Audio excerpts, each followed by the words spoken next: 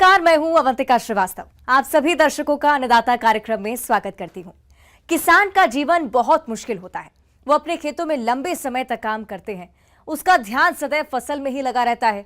अपनी कड़ी मेहनत की ताकत पर अपना जीवन व्यतीत करते हैं।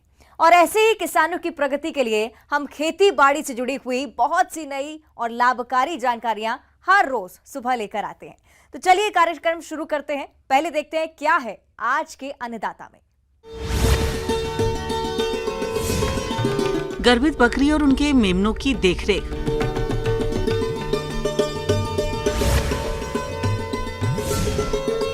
ग्वार की फसल से कैसे ले अधिक उपज।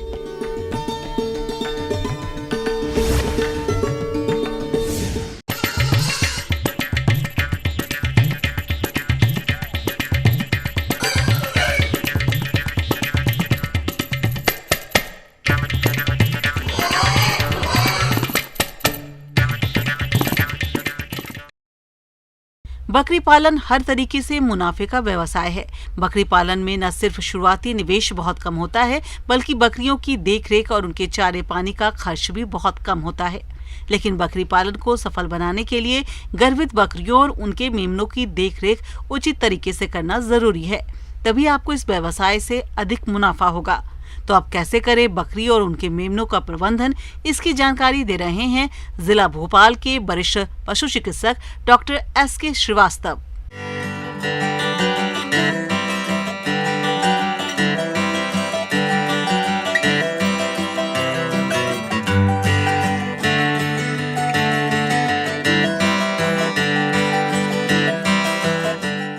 मादा बकरियों के चयन में आप देखें, उनमें किसी भी तरह का फिजिकल डिफॉर्मिटी नहीं हो, उसमें किसी तरह का रोग के लक्षण नहीं हो, बिल्कुल स्वस्थ हों, उनकी आंखों में चमक हो, उनके जो ब्रीड कैरेक्टर्स हैं वो प्रॉपर दिखने चाहिए। ये सब बातों का ध्यान रखें। और साथ ही साथ उसके आयन जो है, दूध जहाँ इकट्ठा होता है, थन ये वो प्रॉपरली शेप में हो, वो डिस्टॉर्टेड ना हो, इधर उधर फैले या छितरे ना हो। वर्षा ऋतु के आगमन के समय हमको सावधानियां बरतनी पड़ती हैं। उसी तरह से जो उत्तरार्ध होता है मानसून का, उसमें भी हमको काफ़ी सावधानियां बरतनी चाहिए। ख़ासतौर से ये हॉट और ह्यूमिड जो वातावरण होता है, इसमें कुछ बीमारियां भी घर करती हैं। और ये अगस्त आखिरी और सितंबर के मौसम में बकरियां ज़्यादा से ज़्यादा हीट में आती हैं, गर्भित होती हैं, और यही उनके बच्चे देने का भी समय होता है। तो इस समय को हमको थोड़ा सा ज़्यादा संवेदनशील होकर उनके व्यवस्थापन पर ध्यान देना पड़ेगा, ताकि हम उनसे ज़्यादा से ज़्यादा उनको बिना स्वास्थ्य में कंप्रोमाइज़ किए हुए उनको ठीक से आप उनका प्रबंधन कर पाएं। किसान भाइयों, बकरियों की प्रजनन क्षमता बहुत होती है। बकरी करीबन 1.5 साल की उम्र में ही बच्चा प्रजनन करने की क्षमता रखती है और 6 से 7 महीनों के अंदर उनका जन्म हो जाता है। एक बकरी एक बार में 2 से 3 या कभी-कभी उससे अधिक बच्चे भी पैदा करती है। लेकिन इनके नवजात मेमनों की उचित देखरेख नहीं करने पर मृत्यु दर बढ़ जाती है। इस मौसम में जो अभी धीरे धीरे बरसात जा रही है और ठंड धीरे धीरे वातावरण में प्रवेश कर रही है, इस परिवेश में हम बकरियों के मेमनों की देखभाल किस तरह से करें ताकि उनको स्वास्थ्य, सुरक्षा और साथ में उनके ग्रोथ वगैरह का ध्यान रख पाएँ। थोड़ा अभी हॉट और ह्यूमिड क्लाइमेट है, इसमें आप देखें कि नमी भी रहती है। तो बच्चे होने पर आप हमेशा ध्यान रखें कि तत्काल उसके मुंह से जो झिल्ली होती है, म्यूकस मेम्ब्रेन होती है, उसको हटा दें। जो आप आसपास का वातावरण हो वह बहुत ठंडा ना हो, उसमें आप गर्मी लाने का प्रयास करें। अगर मेमना अपने आप में उठने में समर्थ नहीं हो रहा है तो उसको थोड़ा सा बकरी को चाटने दें, और साथ में अगर फिजिकली उसको मालिश की ज़रूरत पड़ती है तो वो कर सकते हैं। जो आप देखते होंगे कि जब बच्चा निकलता है, माँ के गर्भाशय से बाहर आता है, तो उसमें एक नेवल कार्ड होती है, गर्भनाल कहते हैं जिसको हिंदी में, उसको यथा शीघ्र उसको एक जंग रहित बिल्कुल शार्प ब्लेड से या कैंची से काट करके उसमें गांठ लगा दें, नॉट लगा के उसमें टिंचर बेंजोइन या टिंचर आयोडीन जो उपलब्ध हो लगा दें, और समय समय पर उस पर कोई भी एंटीसेप्टिक ऑइंटमेंट या स्प्रे लगाते रहें, तो उसको उसमें संक्रमण होने से बच जाएगा और आगे उसमें कोई दिक्कत नहीं होगी। आधे घंटे के अंदर मेमने को अपनी माँ का दूध पिलाने के लिए उसको प्रयास करके लगाएं, ताकि उसको ज़्यादा से ज़्यादा जो रोग जो प्रतिरोधक क्षमताएं हैं वो विकसित करने में, उसको कोलेस्ट्रम कहते हैं मादा के पहले दूध को, तो वो उसको मिल जाएगा। और साथ में जो उसके अंदर का जो एक्सक्रीटा है उसको फ्लो बनाने में भी मदद करता है और प्रोटीन भरपूर मिल जाता है। इस कारण से उसको कोलेस्ट्रम की मात्रा आधे घंटे के अंदर एक अच्छे तरीके से उसको दे सकते हैं। बिछावन बहुत महत्वपूर्ण रोल अदा करता है, क्योंकि इस मौसम में थोड़ा सा ठंडक भी आने लगती है, तो बिछावन बहुत ही प्रॉपर होना चाहिए। एक जो सूखा हो और उसमें बिछावन में पैरा है, पुआल है, उसके ऊपर बोरा बिछा करके आपको ध्यान रखना चाहिए कि उसमें गीलापन और नमी नहीं इकट्ठी होने पाए, नहीं तो वो धीरे धीरे उसमें इन्फेक्शन सेटल होता है। इन बातों का ध्यान रखें। एक सप्ताह के बाद में मेमनों को दूध पिलाने का समय दिन में 3 बार निर्धारित कर देना चाहिए और शुरुआती दाना देना शुरू कर देना चाहिए, जिसे क्रीपर राशन कहते हैं। इस आहार को बनाने के लिए मकई का दर्रा, 32% मूंगफली खल्ली, 35% गेहूं चोकर, 20% मिनरल पाउडर, 2.5% नमक, 0.5% और फिश मील 10% को अच्छी तरह से मिलाकर दाना मिश्रण तैयार कर बकरी के मेमनों को उनकी उम्र और वजन के अनुसार 15 से 60 ग्राम मात्रा प्रति मेमने को 7 महीने की उम्र से 3 महीने की उम्र तक खिलाना चाहिए, जिससे उनकी शारीरिक बढ़वार अच्छी हो सके। पशुपालक साथियों, माने कि आपने बहुत अच्छा सब कुछ फॉर्म मैनेज किया है, अपने खाद्य पदार्थ अच्छे दिए हैं, प्रबंधन बहुत अच्छा किया है। इनके साथ एक बहुत ही महत्वपूर्ण पहलू है, इनके बीमारियों को आगमन से रोका जाए। तो इसके लिए सबसे सरल और प्रभावी उपाय है उनका समय पर टीकाकरण करना। हमको जुलाई और अगस्त महीने में फुट एंड माउथ डिजीज, जो मुंह पका खुर पका रोग है, उसके खिलाफ हमको टीकाकरण कर लेना है। साथ में हमको जो ब्लैक क्वार्टर डिजीज़ है उसके खिलाफ भी टीकाकरण कर देना है। आने वाले 1-2 सप्ताह के अंदर आपको एंट्रोटॉक्सीमिया जो बीमारी होती है जो बकरियों में, उनका भी टीकाकरण 5 ml सबक्यूटेनियस डोज पर पशु चिकित्सक या पैरावेट की सलाह से उनको आवश्यक रूप से कर देना है। और साथ में आगे आने वाले दिनों में उनको जो वैक्सीनेशन शेड्यूल है उसके अनुसार PPR है, गोट पॉक्स है, FMD का बूस्टर डोज है, इन सब बीमारियों के खिलाफ उसका टीकाकरण अवश्य करवा लेना चाहिए, ताकि आप अच्छे से अच्छा जो प्रबंधन है, रोग नियंत्रण है, खाद्य व्यवस्था है, ये सब की व्यवस्थाएं करते हुए अपने पशु से ज़्यादा लाभ प्राप्त कर सकें। किसान भाइयों, अभी तक आपने खेती से जुड़े हुए कुछ उपयोगी जानकारियां देखी। अब लेते हैं एक छोटा सा ब्रेक, जल्दी लौटेंगे और कार्यक्रम में आगे भी हैं खेती बाड़ी से जुड़ी महत्वपूर्ण जानकारियां, तो बने रहिए हमारे साथ।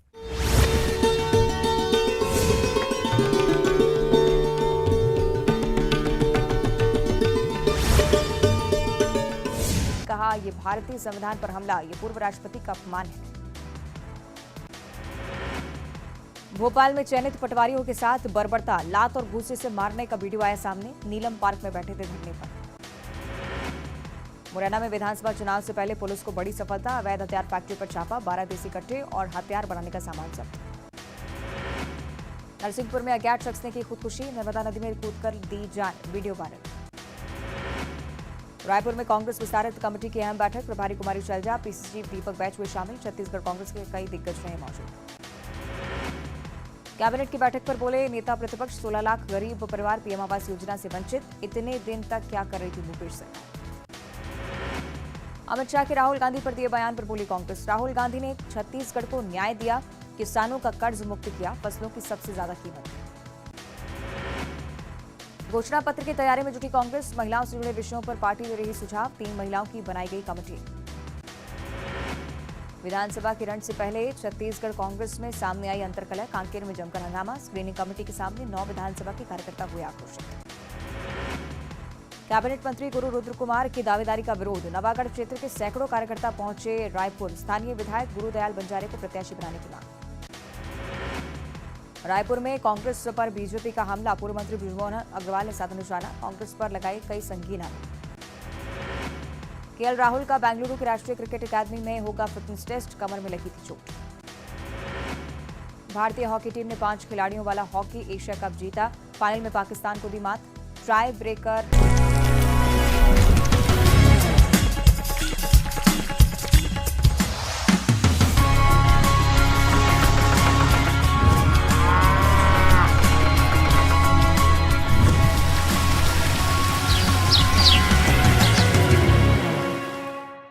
ब्रेक के बाद आप सभी दर्शकों का अन्नदाता में स्वागत है। चलिए अब रुक करते हैं अगली कड़ी की ओर।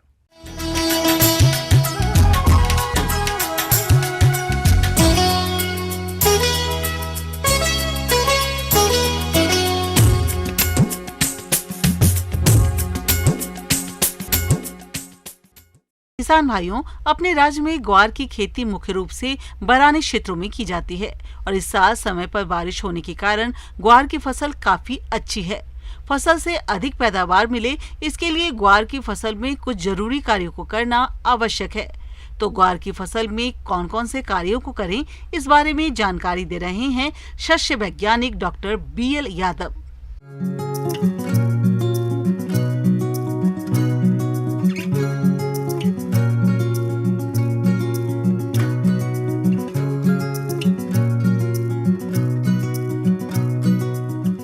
ग्वार का काफ़ी अधिक क्षेत्रफल पे ग्वार की बुआई की जाती है। जिन क्षेत्रों में पानी की कमी है या दूसरी फसलें लेना संभव नहीं, वहाँ ग्वार की खेती की जाती है। और फसल चक्कर में ग्वार की फसल का बहुत ही महत्वपूर्ण योगदान है, क्योंकि ग्वार का जो फसल है उसका औद्योगिक महत्व है। ग्वार का जो दाना है उसमें जो गम कंटेंट होता है उसके कारण से इसका औद्योगिक महत्व है। और चारा जो है काफ़ी जो है न्यूट्रिटिव पोषकता के साथ में रहता है, जो हमारे पशुधन के लिए अच्छा रहता है। तो इसी चीज़ को देखते हैं ग्वार की फसल की पूरे एरिया में बुआई हो चुकी है और ग्वार में जो शस्य प्रबंधन चल रहा है, जैसे मुख्य रूप से पहली बात करें कि हमें इसमें खरपतवार प्रबंधन की सबसे ज़्यादा समस्या आती है। खरपतवार की समस्या सबसे ज़्यादा रहती है क्योंकि बारिश की सीज़न में ग्वार की बुआई होती है, तो फसल और खरपतवार के बीच में जो प्रतिस्पर्धा होती है वो बुआई के 15 से 20 दिन बाद में शुरू हो जाती है। और उस चीज़ को ध्यान में रखते हुए हमारे किसान भाई ग्वार की फसल में निराई गुड़ाई करके उसमें खरपतवार प्रबंधन कर सकते हैं। और साथ ही निराई गुड़ाई करने से या अंतर शस्य क्रियाएँ करने से इसमें जो नमी की कमी रहती है वो भी नमी भी इसमें संरक्षित होती है। और खरपतवार जो है वो एक तरह से हम इसको मल्चिंग के रूप में भी ले सकते हैं निकाल के, तो उसमें नमी का संरक्षण अधिक समय तक रहता है, जिसको ध्यान में रखते हैं। और साथ ही यदि ये संभव नहीं होता या करना संभव नहीं है, बहुत ज़्यादा खरपतवार है, लगातार वर्षा चल रही है, उसके लिए हमें रासायनिक तरीके से खरपतवारनाशी का उपयोग करते हुए जो इमेज़थाइपर जो खरपतवारनाशी है उसका 40 ग्राम या जो सक्रिय तत्व होता है वो 1 हेक्टेयर के लिए पर्याप्त होता है। उस चीज़ को ध्यान में रखते हुए हमारे किसान भाई उसको जब ग्वार की फसल 15 से 20 दिन की हो जाए उसके बाद में इसमें छिड़काव कर सकते हैं। तो जो खरपतवार का जो प्रतिस्पर्धा होती है फसल से उसको कम किया जा सकता है और फसल को जो है खरपतवार की समस्या से बचाया जा सकता है, जिससे हमारा उत्पादन बढ़ सकता है, उत्पादकता बढ़ सकती है और अच्छी फसल हो सकती है। किसान भाइयों, अब बात करते हैं सिंचाई प्रबंधन की। वैसे तो आमतौर पर ग्वार की खेती वर्षा आधारित शुष्क और अर्ध शुष्क क्षेत्रों में की जाती है, लेकिन यदि सिंचाई की सुविधा उपलब्ध है तो फसल की जरूरत के हिसाब से सिंचाई करनी चाहिए। इसके अलावा अधिक वर्षा होने की दशा में आप फसल में जल निकास का उचित प्रबंध करें।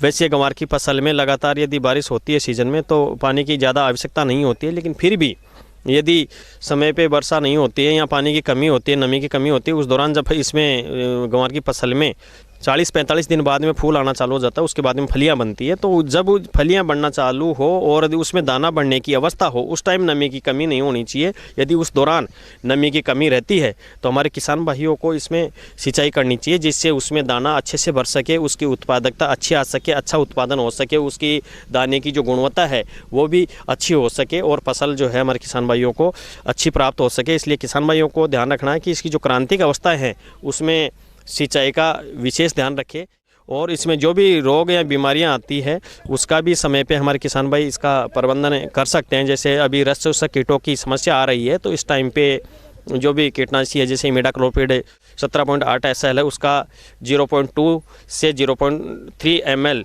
प्रति लीटर पानी में घोल बना के छिड़काव करेंगे तो ये समस्या नहीं आएगी और हमारे जो ग्वार की फसल है उसकी पत्तियां जो बिल्कुल एकदम सही रहेगी और उससे जो है समस्या आती है वो नहीं होगी। इसलिए हमारी फसल जो है बहुत ही अच्छी हमारे किसान भाइयों को मिल सकती है। किसान भाइयों, ग्वार की फसल में झुलसा रोग का प्रकोप काफी देखने में आता है। इस रोग में तने, शाखाओं, पत्तियों और फलियों पर गहरे भूरे रंग के दानेदार धब्बे बन जाते हैं और रोग की उग्रता होने पर तने और फलियां सूख जाती हैं, जिससे किसान भाइयों को भारी नुकसान उठाना पड़ता है। तो इस तरह की हानि से बचने के लिए आप बुवाई के समय रोग प्रतिरोधी किस्मों का चयन करें और खड़ी फसल में इस रोग का प्रकोप दिखाई देने पर कॉपर ऑक्सीक्लोराइड 300 ग्राम को 100 लीटर पानी में घोलकर छिड़काव कर दें, जिससे आप इस रोग पर नियंत्रण पा लेंगे। इस प्रकार से जो है कीटों का प्रबंधन करके जो बीमारी आती है उसको भी रोका जा सकता है। इस प्रकार से ग्वार का अच्छा उत्पादन हमारे किसान भाई ले सकते हैं। आगे और भी है खेती बाड़ी से जुड़ी हुई बहुत सी रोचक जानकारियां, पर यहां पर रुकेंगे। एक और छोटी सी ब्रेक के लिए जल्द हाजिर होते हैं।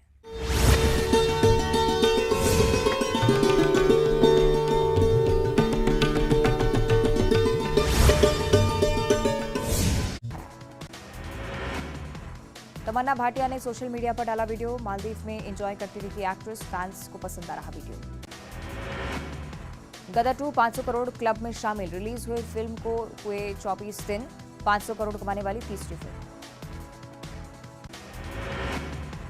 प्रदेश के कई जिलों में सूखे के हालात। सीएम शिवराज सिंह चौहान आज महाकाल मंदिर में करेंगे विशेष पूजा। बारिश के लिए होगी प्रार्थना।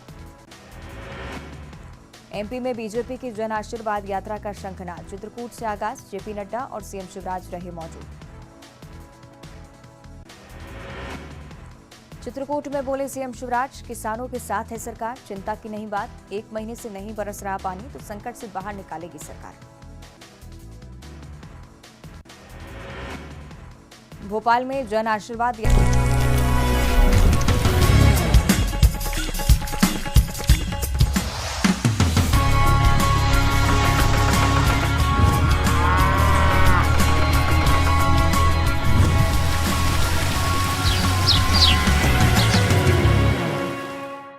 ब्रेक के बाद एक बार फिर से आप सभी दर्शकों का अन्नदाता कार्यक्रम में स्वागत है। बढ़ते हैं अगली प्रस्तुति की ओर।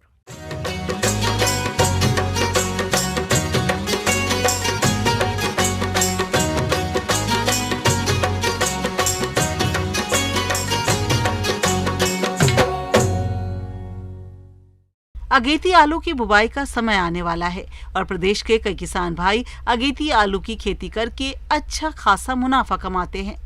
अगर आप भी इसकी खेती करना चाहते हैं तो अगेती आलू के क्षेत्र के अनुसार किस्मों का चयन कर उन्नत तकनीक से आलू की खेती कैसे करें, इसकी समस्त जानकारी के लिए देखिए कार्यक्रम का यह अंश।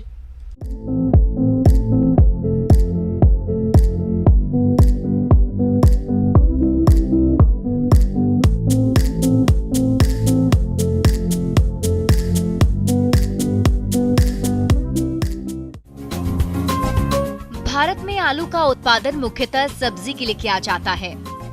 यहाँ कुल उत्पादन का करीब 90% सब्जी के रूप में प्रयोग किया जाता है।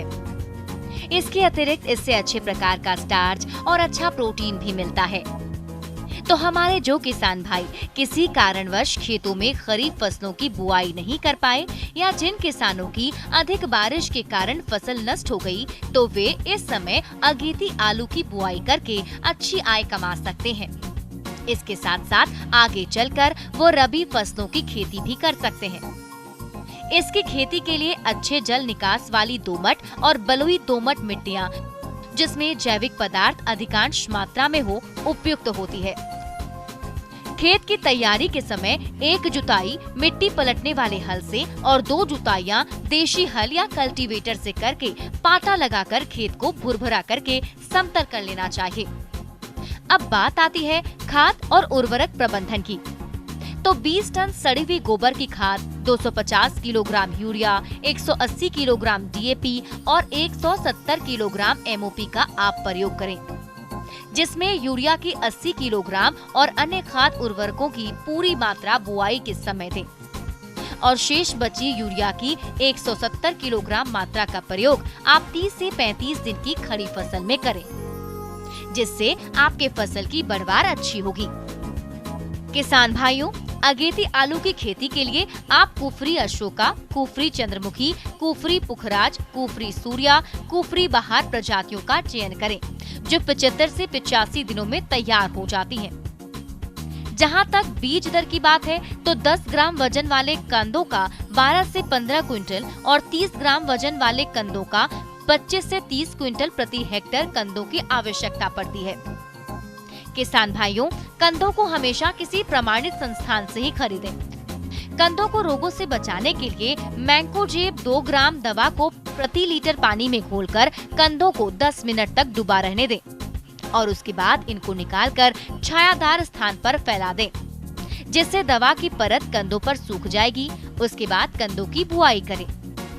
किसान भाइयों, कंदों की बुआई लाइनों में करें, जिसमें लाइन से लाइन 40 से 50 सेंटीमीटर और पौधे से पौधा 20 से 25 सेंटीमीटर की दूरी रखते हुए पोटैटो प्लांटर की सहायता से या हाथों से कंदों की बुआई करें।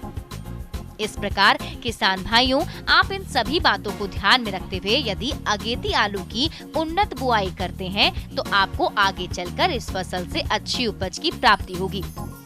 इसके साथ ही अगेती आलू लेकर आगे आने वाले समय में अन्य फसलों की बुआई करके अच्छी आय कमा सकते हैं।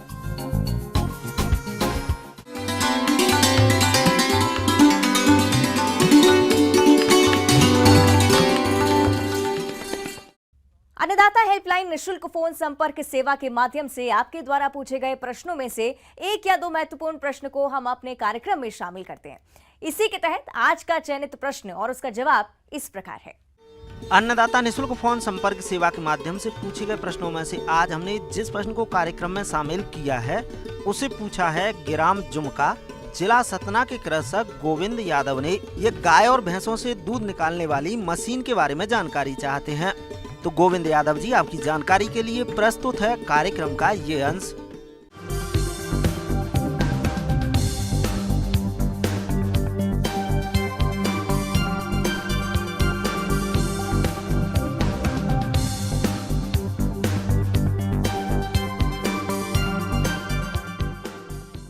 मैं आपको आज मिल्किंग मशीन के बारे में बताने वाला हूँ। मिल्किंग मशीन का मुख्यतः कार्य है जो है हमारे पशुओं से दूध को ऑटोमेटिकली निकालना।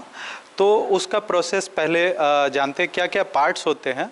तो उसमें टिट कप्स होते हैं और फिर वैक्यूम पंप होता है, आपका मिल्किंग लाइन होता है और रिजर्वायर होता है और एक पल्सेटर होता है।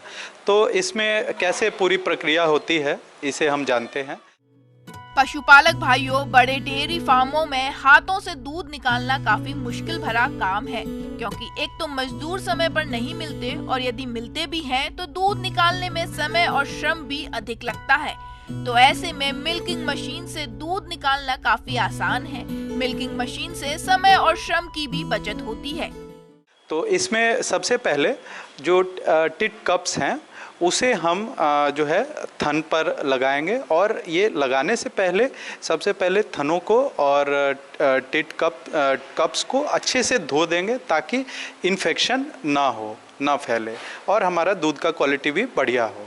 तो उसके बाद फिर लगा करके टिट कप्स को टाइट करके लगाएंगे, क्योंकि अगर वो टाइट नहीं रहेगा तो वैक्यूम लीक होगा तो फिर मिल्किंग सही से नहीं हो पाएगा। और उसके बाद फिर जो है आप उसे लगाएंगे और एयर टाइट वे में टिट कप्स को लगाएंगे। उसके बाद फिर जो है मशीन को ऑन करेंगे। मशीन को ऑन करते ही जो है वैक्यूम बन जाएगी मशीन में और हमारा सारा जो है मिल्क जो है वो पल्सेटिंग मोड में आपके पशुओं से जो है मिल्किंग लाइन में जाएगा। मिल्किंग लाइन से रिजर्वायर में जाके स्टोर होता जाएगा। अब पल्सेटर का क्या काम है? पल्सेटिंग का ये काम है कि पल्सेटर जो हमारा कंपोनेंट लगा है, मशीन जो है ऑटोमेटिकली एटमॉस्फेरिक प्रेशर से वैक्यूम की ओर, वैक्यूम से एटमॉस्फेरिक प्रेशर की ओर बार बार वो जो है होता रहता है, वेरी होता रहता है। तो अब तो ये सारा जो है तरीका था। पहले टीट कप्स हमने लगाया वैक्यूम के बाद फिर जो है वो आपका दूध जो है मिल्क लाइन से होते हुए पल्सेटिंग मैनर में वो पहुंच गया मिल्किंग लाइन में, फिर रिजर्वायर में, और फिर हम मशीन बंद कर देंगे तो आपका जो है एटमॉस्फेरिक प्रेशर पे आ जाएगा टीट कप्स, जो उसे आप किसान भाइयों एवं बहनों जो है उसे आप निकाल सकते हैं। पशुपालक भाइयों, मिल्किंग मशीन से दूध निकालने से लागत में काफी कमी आती है, साथ ही समय की बचत भी होती है और दूध में किसी प्रकार की गंदगी, धूल गिरने की संभावना नहीं रहती है। सबसे खास बात यह है कि पशुपालक के दूध निकालते समय उनके खांसने और छींकने से भी दूध का बचाव होता है और मिल्किंग मशीन द्वारा कम खर्च में दूध आसानी से निकाला जा सकता है। किसान भाइयों एवं बहनों को एक जो कुछ सावधानियां हैं जो जिन्हें ध्यान रखना है मिल्किंग मशीन ऑपरेट करते समय। पहला है कि वैक्यूम लेवल जो है बिल्कुल एप्रोप्रिएट रहना चाहिए। बहुत ज़्यादा वैक्यूम लेवल मशीन में सेट करने पर जो हमारे पशुओं को जो है नुकसान हो सकता है, इंजरी हो सकता है या डिस्कम्फर्ट हो सकता है, तो ये बात ध्यान रखेंगे। दूसरा, जो पल्सेटिंग रेट है उसे नेचुरल फ्रीक्वेंसी से मैच करवा के रखेंगे। जो नेचुरल जैसे बछड़ा जो है गाय का दूध पीता है तो उस फ्रीक्वेंसी से पल्सेटिंग रेट को मैच कराने से आपका दूध जो एक्सट्रैक्शन होगा, जो दूध निकाला जाएगा पशुओं से, वो सबसे अधिक होगा। तीसरा जो है आप सफाई करके रखेंगे, मिल्किंग मशीन की सफाई करके रखें, क्योंकि हम सबको पता है कि दूध में जो है बहुत प्रकार के अनेकों प्रकार के बैक्टीरियल ग्रोथ होता है, तो आप उसकी सफाई अवश्य करेंगे जिससे कि दूध की क्वालिटी पे कोई फ़र्क ना पड़े। और चौथा, जो टिट कप डिज़ाइन है वो अलग अलग थन और टिट्स के साइज़ के हिसाब से अलग अलग मार्केट में उपलब्ध है, तो आप करेक्ट टिट साइज़ लगाएंगे ताकि हमारे जो पशुओं को जो है वो डिस्कम्फर्ट ना महसूस हो। तो ये सारी सावधानियों का आप ध्यान रखते हुए मिल्किंग मशीन को चलाएंगे, ऑपरेट करेंगे। और इसी के साथ धन्यवाद।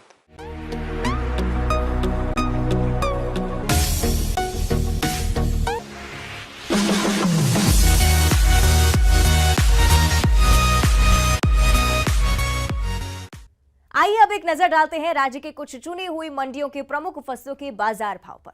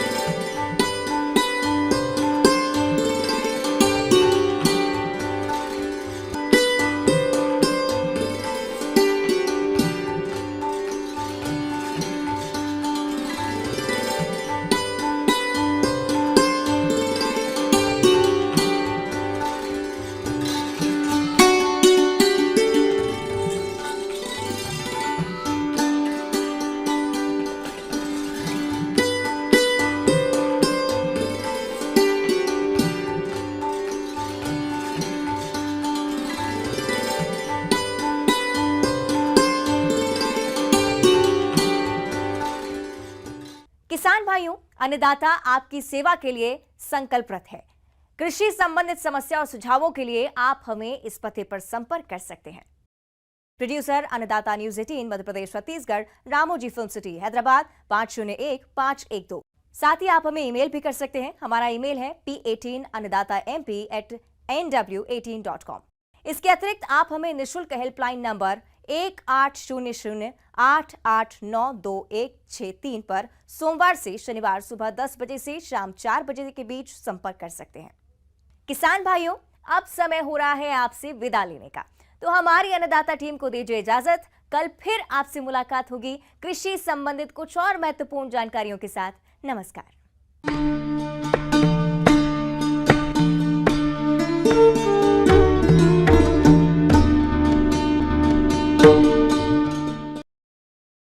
सुरजेवाला का हमला, कहा एमपी की जनता परेशान।